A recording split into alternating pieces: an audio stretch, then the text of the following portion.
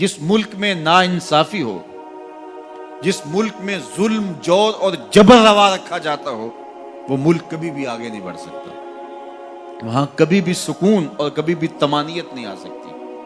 وہ ملک کبھی بھی اپنے پاؤں پہ کھڑا نہیں ہو سکتا جہاں انصاف کا دورہ نہ ہو. آج کل کہا جاتا ہے سستا انصاف. اسلام سستے انصاف کی بات بھی نہیں کرتا، اسلام مفت انصاف کی بات کرتا ہے. ہر شخص کی دہلیز تک انصاف پہنچے، اور اسلام نے انصاف کے تقاضوں کو اس انداز سے پورا کیا کہ میرے اور آپ کے آقا و مولا کے دور ہمایوں میں بنو اسود کی ایک خاتون چوری کر لیتی ہے اور اس کے ہاتھ کٹنے کا حکم ہوتا ہے، تو حضرت اسامہ بن زید رضی اللہ تعالی عنہ کے ذریعے سے حضور سے سفارش کی جاتی ہے کہ یہ قبیلہ نیا نیا اسلام لایا ہے، ان کی خاتون کا ہاتھ کٹ گیا تو کہیں یہ اسلام سے ہٹ نہ جائیں، تو کوئی نرمی برت لی جائے. تو حضور بلال حبشی کو ممبر بچھانے کا کہتے ہیں، لوگ جمع ہو جاتے ہیں تو آقا کریم ممبر پہ جلوہ افراز ہوتے ہیں اور فرماتے ہیں تم سے پچھلی امتیں اس لیے ہلاک ہوئیں کہ امیر اور غریب کے لیے الگ الگ انصاف کے تقاضے تھے ان کے ہاں. فرمایا میری شریعت میں ایسا نہیں ہوگا. اور پھر ایک تاریخی جملہ میرے حضور نے ارشاد فرمایا کہ اگر میری بیٹی بھی چوری کرتی میں محمد اس کا بھی ہاتھ کاٹتا.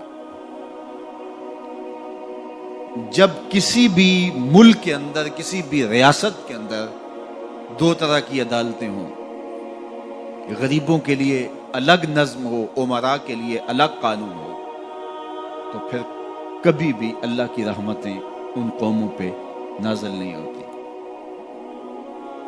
آج تو جیل کے اندر بھی الگ الگ خانے موجود ہیں، تھانوں کے اندر بھی غریب مار دیا جاتا ہے، اس کی کھال ادھیڑ دی جاتی ہے، وہ اونچا سانس نہیں لے سکتا، اور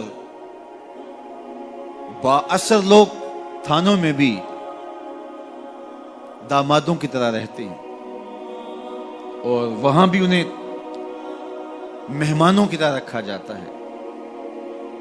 اور عدالتوں میں جو ہوتا ہے وہ کسی زمانے میں کہتے تھے کہ وکیل کر لو، اب کہتے ہیں جج کر لو. انصاف کا جس طرح دن دہاڑے خون ہوتا ہے، اور عدالتوں اور کچہریوں کے اندر جو عدل و انصاف کا قتل عام ہوتا ہے، وہ کس سے مخفی ہے؟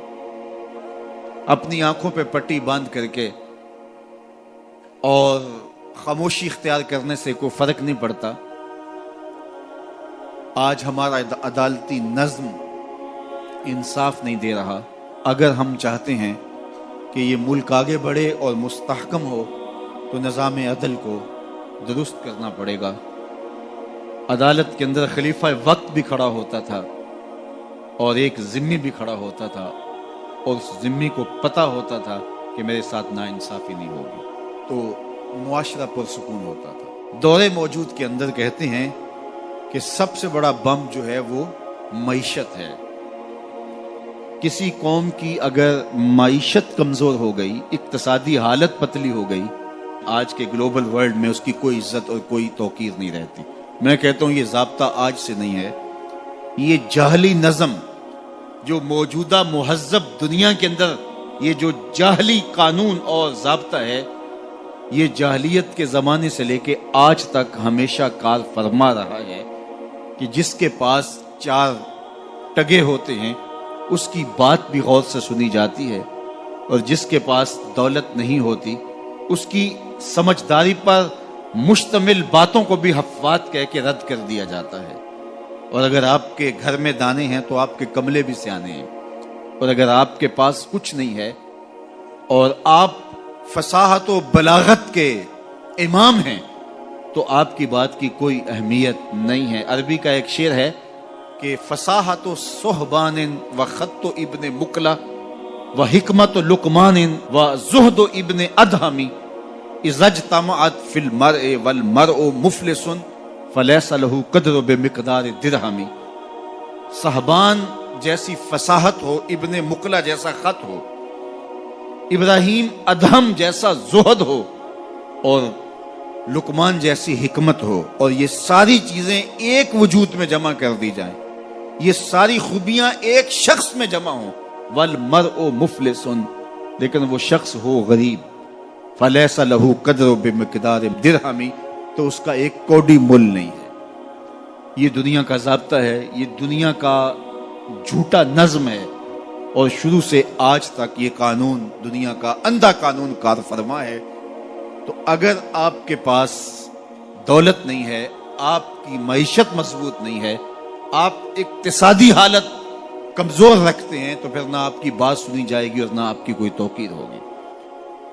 اقوام عالم کے اندر اپنے آپ کو کھڑا کرنے کے لیے اپنی اقتصادی حالت آپ کو بہتر کرنی ہوگی، اور اقتصادی حالت بہتر کیسے ہوگی؟